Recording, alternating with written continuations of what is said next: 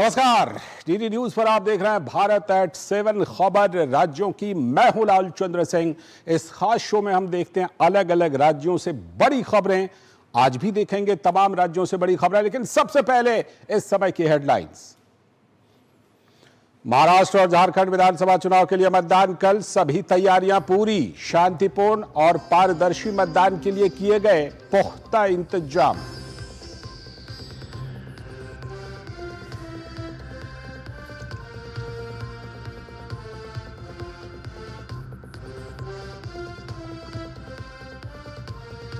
एक संसदीय समेत कई राज्यों में विधानसभा सीटों के लिए भी कल होंगे उपचुनाव।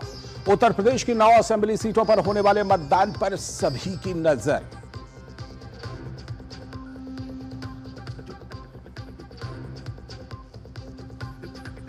दिल्ली में बने हिमाचल भवन को हिमाचल हाईकोर्ट ने कुर्क करने के दिए आदेश। 64 करोड़ रुपए का बकाया नहीं चुका पाई हिमाचल प्रदेश की सुक्खू सरकार।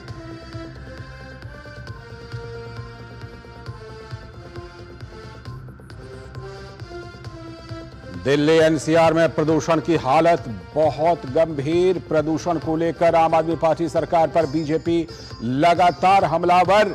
विरोध प्रदर्शन के साथ ही लोगों में बांटे मास्क।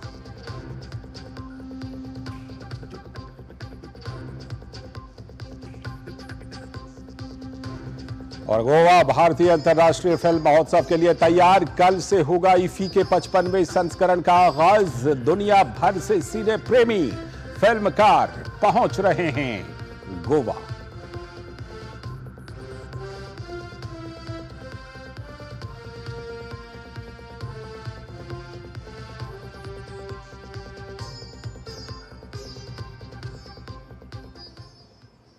ये थे इस समय के हेडलाइंस और अब देखते हैं खबरों को विस्तार से। और आज सबसे पहले बात करेंगे महाराष्ट्र और झारखंड के महासंग्राम की। महाराष्ट्र में सभी 288 विधानसभा सीटों के लिए कल मतदान होता है, तो चुनाव आयोग और राज्य प्रशासन ने मतदान के लिए सभी तैयारियां पूरी कर ली हैं। राज्य में सुबह 7 बजे से लेकर शाम 6 बजे तक लोग अपने मताधिकार का प्रयोग कर सकेंगे। महाराष्ट्र में सभी 288 विधानसभा सीटों पर बुधवार को एक साथ वोट डाले जाएंगे। शांतिपूर्ण और पारदर्शी मतदान को सुनिश्चित करने के लिए चुनाव आयोग और प्रशासन ने सभी तैयारियां पूरी कर ली हैं। महाराष्ट्र में 9.7 करोड़ मतदाता 4136 उम्मीदवारों का भविष्य तय करेंगे। मतदान सुबह 7 बजे से शाम 6 बजे तक होना है। राज्य में कुल 1,04,27 मतदान केंद्र स्थापित किए गए हैं। संवेदनशील मतदान केंद्रों पर केंद्रीय रिजर्व पुलिस बल की विशेष टुकड़ियां तैनात की गई हैं। 85 साल से अधिक उम्र के मतदाताओं और दिव्यांग मतदाताओं को उनकी इच्छा अनुसार घर पर ही मतदान करने की सुविधा भी प्रदान की गई है। चुनाव आयोग की ओर से मतदान केंद्र पर उपलब्ध कराए गए ईवीएम और वीवीपैट का निरीक्षण पूरा कर लिया गया है। साथ ही सभी 288 विधानसभा क्षेत्रों में ईवीएम और वीवीपैट मशीनों को निर्वाचन क्षेत्र के आधार पर सील कर दिया गया है। मतदान के लिए जरूरी सामग्री लेकर कर्मचारी गढ़चिरौली जैसे दूर दराज के इलाकों में पहुंच गए हैं। राज्य में मुख्य मुकाबला सत्तारूढ़ महायुति गठबंधन और महाविकास अघाड़ी गठबंधन के बीच है। महायुति गठबंधन में भाजपा, मुख्यमंत्री एकनाथ शिंदे के नेतृत्व वाली शिवसेना और उप मुख्यमंत्री अजित पवार के नेतृत्व वाली राष्ट्रीय कांग्रेस पार्टी एनसीपी शामिल है। वहीं महाविकास अघाड़ी में कांग्रेस, शिवसेना यूबीटी और एनसीपी एससीपी शामिल है। राज्य में चुनाव प्रचार के दौरान सभी राजनीतिक दलों ने अपनी पूरी ताकत झोंक दी थी। एक ओर जहां भाजपा की ओर से पार्टी के स्टार प्रचारक प्रधानमंत्री नरेंद्र मोदी के साथ गृह मंत्री अमित शाह, जेपी नड्डा और योगी आदित्यनाथ ने मोर्चा संभाला था, वहीं कांग्रेस की ओर से पार्टी अध्यक्ष मल्लिकार्जुन खड़गे, राहुल गांधी और प्रियंका गांधी ने राज्य भर में प्रचार की कमान संभाली। इसके साथ ही राज्य की स्थानीय पार्टियों के दिग्गज नेता शरद पवार, अजित पवार, उद्धव ठाकरे और राज ठाकरे ने भी जमकर चुनाव प्रचार किया। महायुति गठबंधन में सीटों के बंटवारे की बात करें तो बीजेपी 149 सीटों पर चुनाव लड़ रही है, शिवसेना 81 सीटों पर और अजित पवार के नेतृत्व वाली एनसीपी ने 59 सीटों पर उम्मीदवार उतारे हैं। वहीं महाविकास अघाड़ी गठबंधन की बात की जाए तो कांग्रेस के 101 उम्मीदवार मैदान में है। शिवसेना यूबीटी ने 95 और एनसीपी एससीपी ने 86 उम्मीदवार खड़े किए हैं। वहीं अन्य पार्टियां जैसे बहुजन समाज पार्टी और ऑल इंडिया मजलिस इत्तेहादुल मुस्लिमीन भी चुनावी मैदान में हैं। बीएसपी ने 237 उम्मीदवार उतारे हैं और एआईएमआईएम ने 17 उम्मीदवार उतारे हैं। राज्य में विधानसभा चुनाव के नतीजे 23 नवंबर को आएंगे। Bureau report, DD news. तो 23 नवंबर को नतीजे आएंगे और उससे पहले महाराष्ट्र में 20 नवंबर को यानी कल विधानसभा चुनाव का मतदान होना है और शांतिपूर्ण मतदान संपन्न कराने के लिए प्रशासन ने तैयारी भी पूरी कर ली है। महाराष्ट्र के गढ़चिरौली और गोंदिया जिले में नक्सल प्रभावित क्षेत्र होने की वजह से प्रशासन ने सुरक्षा के खास इंतजाम किए हैं। सुरक्षा इंतजाम को लेकर हमारे संवाददाता निशांत राय ने एंटी नक्सल ऑपरेशन के आईजी संदीप पाटिल से यह खास बातचीत की है। गोंदिया और गढ़चिरौली ऐसे जिले माने जाते हैं जो कि नक्सल प्रभावित है। ऐसे में वहां किस तरीके से मतदान होगा, हमसे बातचीत करने के लिए मौजूद है आईजी एंटी नक्सल ऑपरेशन महाराष्ट्र संदीप पाटिल जी। पाटिल जी, क्या तैयारियां हैं आपकी चुनाव को लेकर इन दोनों जिलों में? जैसे कि आपने कहा कि महाराष्ट्र में 2 जिले हैं जो नक्सल प्रभावित है और यहाँ पे इलेक्शंस कंडक्ट करना बड़ा चैलेंजिंग टास्क होता है। लेकिन लास्ट 5 साल में जो महाराष्ट्र पुलिस ने जो दबंग कार्रवाई की है नक्सल विरोधी मुहिम में, उससे हमारा अच्छा डोमिनेशन दोनों जिलों में है। और जो तैयारियां है उसमें इधर 367 बूथ्स है जो नक्सल प्रभावित है गढ़चिरौली में और 112 बूथ है जो गोंदिया में नक्सल प्रभावित है। तो बाहर से करीब 80 कंपनियां आई है दोनों जिलों में मिला के, पैरामिलिट्री फोर्सेस की और स्टेट रिजर्व पुलिस की, और टोटल दोनों जिलों में मिला के 21,000 फोर्स अभी तैनात है यह इलेक्शंस कंडक्ट करवाने के लिए। पिछली बार गढ़चिरौली में मतदान फीसदी बहुत अच्छा रहा है पूरे महाराष्ट्र में। इस बार भी ऐसी उम्मीद कर सकते हैं? जो आप लोगों के द्वारा कैंपेन चलाए गए हैं और लोगों को एक विश्वास दिलाया गया है, तो क्या इस बार रिकॉर्ड टूट सकता है विधानसभा चुनाव में? डेफिनेटली हमारे यहाँ गढ़चिरौली पुलिस और गोंदिया पुलिस एक पुलिस दादार और खिड़की एक सिंगल विंडो स्कीम इम्प्लीमेंट करते हैं। उससे लोगों से डायरेक्ट उनका जुड़ाव है। तो last year highest percentage Maharashtra में किसी जिले में अगर वोटिंग हुआ था, इट वाज इन गढ़चिरौली 71% था। तो वही बेंचमार्क इस समय भी गढ़चिरौली पुलिस और गोंदिया पुलिस पूरा करेंगे और मुझे पूरा विश्वास है फिर से एक बार highest percentage of voting Maharashtra में गढ़चिरौली और गोंदिया में होगा। पुलिस और आम लोगों की क्या बातचीत हो रही है चुनाव को लेकर? डेफिनेटली हमने बोला कि जो हमारा जो कम्युनिटी पुलिसिंग एक्टिविटी है जिसमें पुलिस दादार और खिड़की है, जिसके तहत हमारा रेगुलर इंटरेक्शन लोगों के साथ होता है। और हमने लास्ट 2-3 साल में जो सेंटर और स्टेट गवर्नमेंट की जो गवर्नमेंट स्कीम्स है उनके इम्प्लीमेंटेशन में डिस्ट्रिक्ट एडमिनिस्ट्रेशन को मदद की है। तो लोगों का जो ट्रस्ट है, भरोसा है, वो पुलिस प्रशासन पे बहुत बड़ा है। तो ये थे हमारे साथ आईजी संदीप पाटिल जी, जिनका साफ तौर पर कहना है कि इस बार जनता को बुलेट से हटाकर बैलेट तक ले जाएंगे और पिछली बार का जो सबसे बेहतरीन रिकॉर्ड था गढ़चिरौली का, इस बार उस रिकॉर्ड को एक बार फिर कायम करेंगे। कैमरा पर्सन सुनील के साथ निशांत राय, गोंदिया, डीडी। तो महाराष्ट्र के 2 नक्सल प्रभावित जिलों की तैयारियों का पर आपने ये रिपोर्ट देखी और पुणे जिले में कैसी है तैयारी। तो महाराष्ट्र के पुणे जिले में 21 विधानसभा की सीटें हैं जहां 20 नवंबर को यानी कल ही मतदान होना है। तो इसके लिए सभी तैयारियां पूरी कर ली गई हैं। खासकर कैमरे के जरिए हर पोलिंग स्टेशन पर नजर रखी जा रही है। तो मतदान के लिए होने वाली तैयारियों पर पुणे जिले के जिलाधिकारी डॉक्टर हुलास दिवसे से ये खास बात की है हमारे संवाददाता धीरज कुमार ने। पुणे जिले में क्या है मतदान की तैयारी, इस वक्त बात करने के लिए हमारे साथ पुणे जिले के जिलाधिकारी डॉक्टर सुहास दिवसी जी मौजूद हैं। सर, हम पहले मतदान की ही बात कर लेते हैं क्योंकि महापर्व है लोकतंत्र का और सबसे बड़ी बात है कि कैसे मतदान प्रतिशत बढ़े, उसके लिए क्या प्रयास हुए हैं? आजी आजोबा मतदानाला ग्रैंड पेरेंट्स को हमने अपील की और इसके लिए एक प्रोग्राम बनाया था।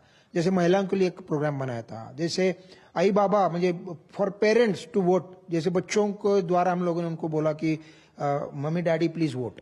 That this kind of initiatives will definitely and with this cooperative society का जो मूवमेंट है हमारा, उससे काफी जुड़े हैं लोग हमारे यहाँ। हम लोगों ने 120 से भी ज्यादा के सोसाइटीज में आपने 127 पोलिंग स्टेशन बनाए हाउसिंग सोसाइटीज में, तो उसका भी हमको फायदा मिलेगा। तकनीक का प्रयोग, टेक्नोलॉजी का प्रयोग, चाहे वेबकास्टिंग हो, चाहे हर मतदान केंद्र तक कैसे नजर रखने की व्यवस्था है, बक्सा पहुंचा है कि नहीं पहुंचा है, एजेंट पहुंचा नहीं पहुंचा, इसके लिए क्या व्यवस्था है? सो इलेक्शन कमीशन ऑफ इंडिया का 2-3 इलेक्शन का अगर देख रहे हो पिछले 10 सालों से शायद टेक्नोलॉजी का काफी यूज कर रहे हैं। जैसे कि वोटर हेल्पलाइन है उनकी, वो ऐप है उनका, हम लोगों का उसके बिकॉज वोटर को फिर अगर अपना नाम कहाँ है, कौन से पोलिंग स्टेशन में है, अगर नहीं है तो आप उस पर ऐड कर सकते हो नाम, 6 नंबर फॉर्म भर सकते हो वगैरह वगैरह। वो तो ऐप है। सी विजिल करके हमारा ऐप है जो विजिलेंस ऐप है। सिटीजन अपने जहाँ पे भी मॉडल कोड का ये हो रहा है उल्लंघन, वहाँ पे आप आराम से कंप्लेंट आप लॉन्च कर सकते हो। ये थे हमारे साथ पुणे के जिलाधिकारी डॉक्टर सुहास दिवसे, जिन्होंने साफ तौर पे कहा कि किस तरीके से तकनीक के जरिए, टेक्नोलॉजी के जरिए हर मतदान केंद्रों पर नजर रखी जा रही है ताकि शांतिपूर्ण और निष्पक्ष तरीके से मतदान को संपन्न कराया जा सके। कैमरामैन सुमित धीमान के साथ धीरज कुमार, डेली न्यूज, पुणे। तो महाराष्ट्र पूरी तरह से तैयार है और झारखंड में कैसी तैयारी है ये हम आपको आगे दिखाएंगे। फिलहाल वक्त है एक छोटे से ब्रेक का। खुद को पैम्पर करिए MDH बादाम रोगन के साथ, जो आपको संवारे, निखारे और नरिश करे। चमके चमके हाँ, दमके दमके, त्वचा में समाये, हाइड्रेट करे, हर उम्र की त्वचा का पोषण करे। You deserve the purity. MDH बादाम रोगन, नेचुरल, टेंडर, प्योर। चमके चमके। ये सोलर पावर बन गया, फ्यूचर बन गया। क्या चल रहा है बेबी? पापा और मैं फ्यूचर बना रहे हैं। फ्यूचर ही तो बना रहे हैं, हर ओर डीकार्बोनाइजेशन बढ़ा के और सालों से प्रोड्यूस होते वॉट्स में ग्रीन मिला के। NTPC Green, a wholly owned subsidiary of NTPC Limited, brightening India's tomorrow with green watts.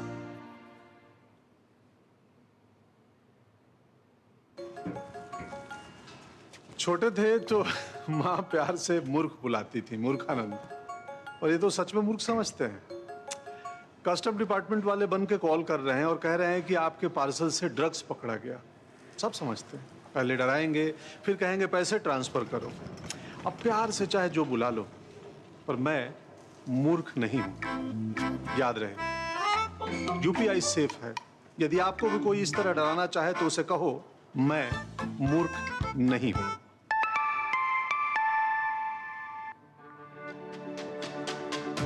मेरी पसंद, मेरी पसंद, मेरी पसंद, मेरी पसंद, हमारी पसंद, हम सबकी पसंद। मजबूत देश का मजबूत सरिया हो गया स्टील। MDH की देगी मिर्च, देगी मिर्च का तड़का, अंग अंग फड़का। MDH की देगी मिर्च। स्वागत है ब्रेक के बाद।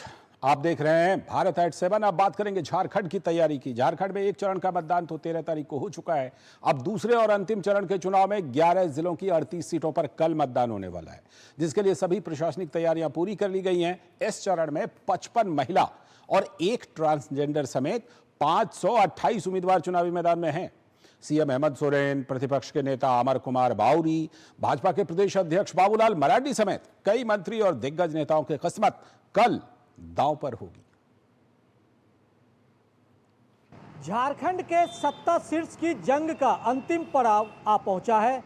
अब पार्टियों और प्रत्याशियों को जनता के फैसले का इंतजार है।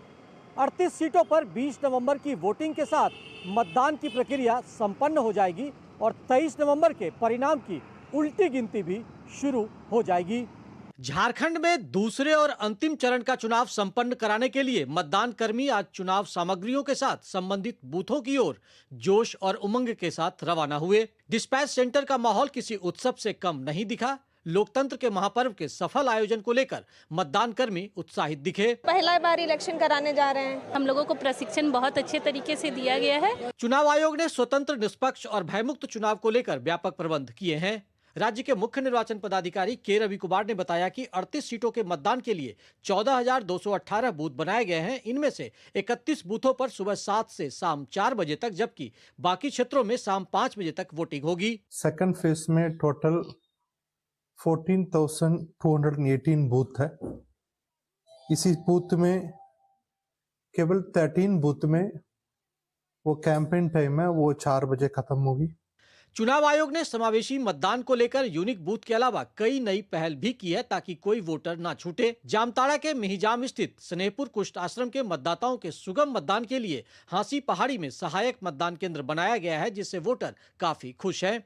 और मेरा 18 साल हो गया है और मेरा पहला वोट है और इस वोट में बहुत खुश हूँ। निष्पक्ष और शांतिपूर्ण मतदान के लिए बूथों में पर्याप्त संख्या में जवानों की तैनाती की गई है। मुख्य निर्वाचन पदाधिकारी ने कहा कि हर मतदान केंद्र की लाइव निगरानी के लिए वेबकास्टिंग के इंतजाम किए गए हैं।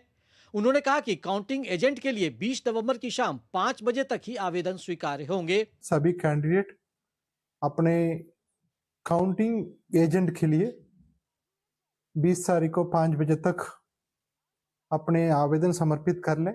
नेताओं और प्रत्याशियों ने प्रचार और जनसंपर्क के जरिए अपना काम तो कर दिया, अब वोटरों की बारी है, जिन्हें अपने मत का इस्तेमाल करना है, जो अधिकार भी है और कर्तव्य भी। झारखंड में इस बार सिर्फ 2 चरणों में सारी चुनावी प्रक्रियाएं संपन्न होने जा रही है।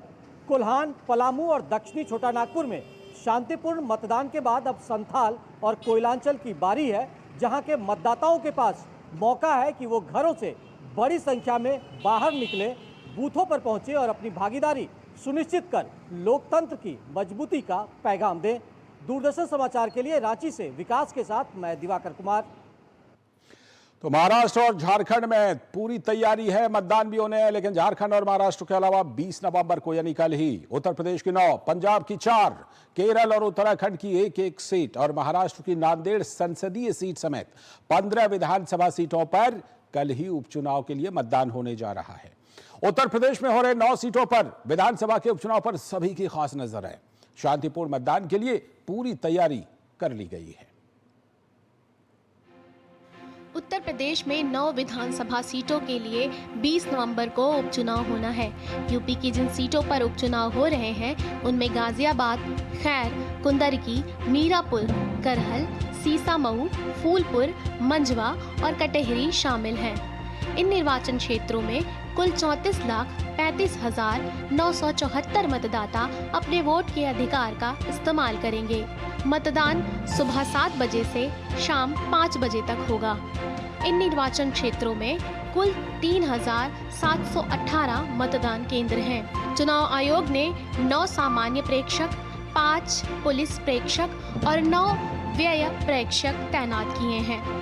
चुनाव प्रक्रिया को पूरा करने के लिए 843 भारी वाहन, 762 हल्के वाहन और 16,318 मतदान कर्मी लगाए गए हैं। मतदान के लिए 5,151 ईवीएम की कंट्रोल यूनिट, 5,171 बैलेट यूनिट और 5,524 वीवीपैट तैयार किए गए हैं। चुनाव को शांतिपूर्ण ढंग से संपन्न कराने के लिए पर्याप्त मात्रा में अर्धसैनिक बलों की तैनाती की गई है। 1994 मतदान केंद्रों पर लाइव वेबकास्टिंग की व्यवस्था की गई है।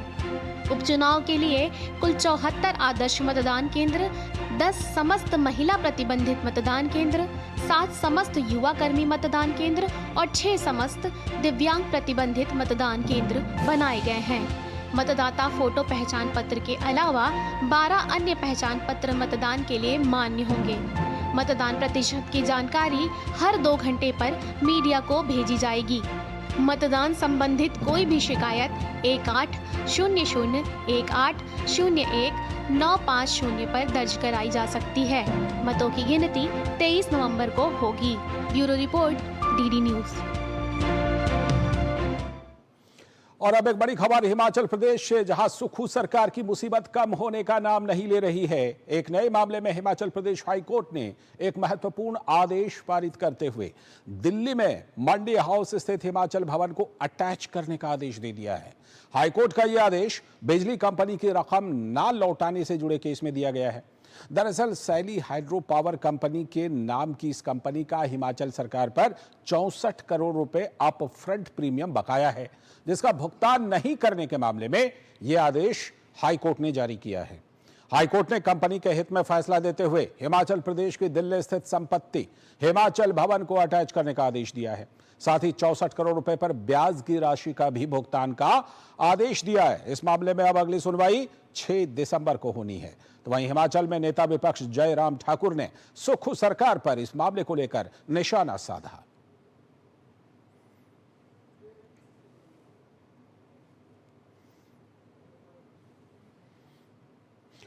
और इसी मामले पर बीजेपी मीडिया सेल के इंचार्ज अमित मालवीय ने भी सुक्खू सरकार पर निशाना साधा है। अमित मालवीय ने कांग्रेस पर हिमाचल प्रदेश को बर्बाद करने का आरोप लगाया। उन्होंने सोशल मीडिया प्लेटफॉर्म एक्स पर पोस्ट करके कहा, हिमाचल हाईकोर्ट ने दिल्ली के मंडी हाउस में स्थित हिमाचल भवन को अटैच करने का आदेश दिया ताकि बिजली कंपनी उसे नीलाम कर अपनी करोड़ों रुपए की बकाया रकम वसूल कर सके। अमित मालवीय ने कहा कि यह हिमाचल प्रदेश की सुक्खू सरकार के लिए बहुत शर्मनाक बात है।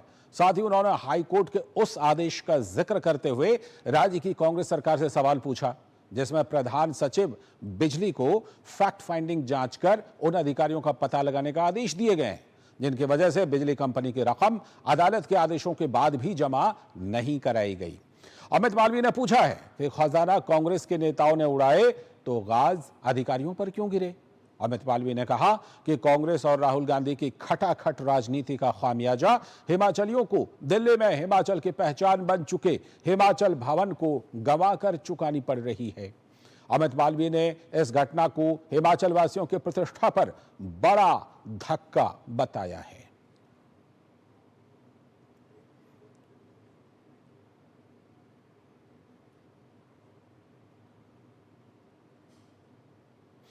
अभी एक ब्रेक, और ब्रेक के बाद जब लौटेंगे तो बात करेंगे दिल्ली की दम घोटू हवा और माहौल की।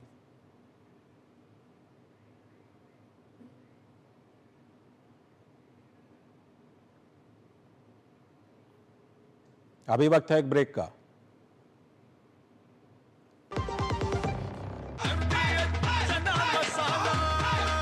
अब छोलिया हो या लोबिया, सफेद चने या काले चने, सब कुछ मजेदार बने। सुनो, एक अच्छी इंश्योरेंस पॉलिसी एआई से पूछते हैं। एक ऐसी पॉलिसी जिसमें प्रीमियम पेमेंट हो लिमिटेड पर इनकम आती रहे लाइफ टाइम। LIC का जीवन उत्सव। एक ऐसी पॉलिसी जो दे होल लाइफ इंश्योरेंस कवर भी। LIC का जीवन उत्सव। वाओ, चलो तो LIC की जीवन उत्सव पॉलिसी ही लेते हैं। मैं भी तुमसे यही कह रही थी, LIC का जीवन उत्सव। लाइफ टाइम सेलिब्रेशन मनाइए LIC के जीवन उत्सव के साथ, फ्यूचर सेट है। जब धरती चीर कर निकलता है लोहे का पत्थर और मिलता है मोंगिया के जोश से, फिर तपता है, पिघलता है और बनता है फौलाद।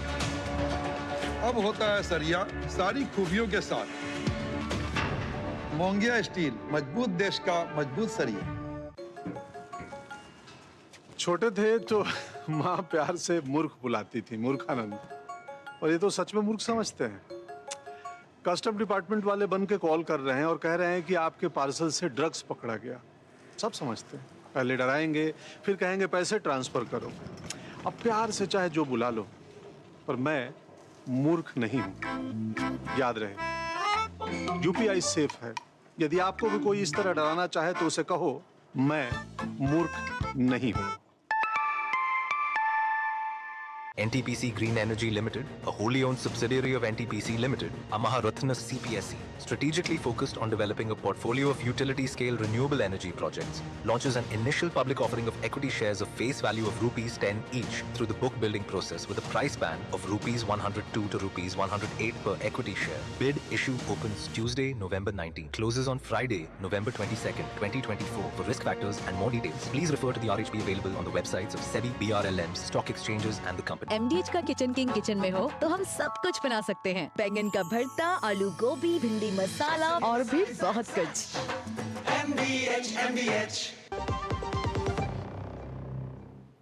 स्वागत है ब्रेक के बाद। अब बात करेंगे दिल्ली की दम घोटू हवा की। दिल्ली एनसीआर में वायु प्रदूषण का स्तर लगातार खतरनाक बना हुआ है। लोगों को सांस लेने में तकलीफ हो रही है, आंखों में जलन और कई अन्य समस्याओं का भी सामना करना पड़ रहा है। लोग दिल्ली सरकार के प्रदूषण नियंत्रण के प्रयासों पर सवाल उठा रहे हैं, तो वहीं भाजपा भी लगातार अपना विरोध जता रही है। आप देखिए रिपोर्ट, हमें दीजिए अनुमति। नमस्कार।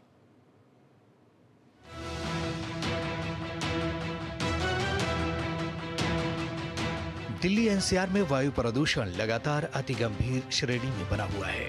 मंगलवार को सुबह दिल्ली और आसपास के क्षेत्रों में कोहरे की मोटी धुंध दिखाई पड़ी, जिससे दृश्यता प्रभावित हुई। इस दौरान समग्र वायु गुणवत्ता सूचकांक AQI भी 494 पर पहुंच गया। दिल्ली के 35 निगरानी स्टेशनों में से अधिकतर में AQI 500 के पार दर्ज किया गया। दोपहर तक वायु गुणवत्ता में कुछ सुधार तो हुआ, लेकिन अधिकतर जगहों पर AQI 480 के पार रहा, जो अति गंभीर श्रेणी में आता है। अति गंभीर स्तर के कारण लोगों को सांस लेने में दिक्कत और आंखों में जलन जैसी कठिनाई का सामना करना पड़ रहा है। लोग घरों से बाहर मास्क पहनकर निकलने पर मजबूर हैं। आम लोग भी अब दिल्ली सरकार के प्रदूषण नियंत्रण के प्रयासों पर सवाल उठा रहे हैं। पिछले 2 साल से आया था मैं, इतना पोल्यूशन नहीं था, लेकिन अभी घूमने के लिए बहुत तकलीफ हो रही है यहाँ पे। AQI जो कि एयर क्वालिटी इंडेक्स है, वो काफ़ी दूसरे शहरों से बहुत ज़्यादा ही सीवियर पोल्यूट हो चुका है। When my eyes were irritating and I couldn't breathe properly, then I got to know that it's a very polluted air. Delhi में प्रदूषण को लेकर आप सरकार पर बीजेपी लगातार हमलावर है। भाजपा ने एक ओर जहां विरोध प्रदर्शन कर आप सरकार को घेरा, वहीं लोगों में मास्क वितरित करके भी अपना विरोध जताया। बयानबाजी, विज्ञापनबाजी और प्रचार से प्रदूषण नहीं रुकेगा।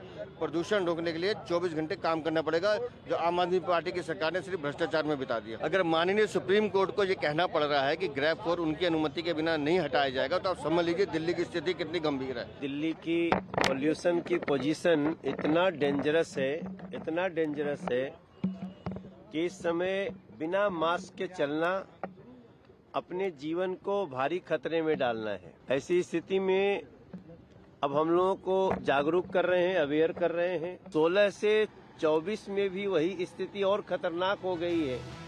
इस बीच दिल्ली सरकार के पर्यावरण मंत्री गोपाल राय ने केंद्र सरकार के पर्यावरण मंत्री को कृत्रिम वर्षा के लिए एक बार फिर चिट्ठी लिखी है। गोपाल राय दिल्ली में प्रदूषण के लिए केंद्र सरकार पर भी आरोप लगाते हुए नजर आए।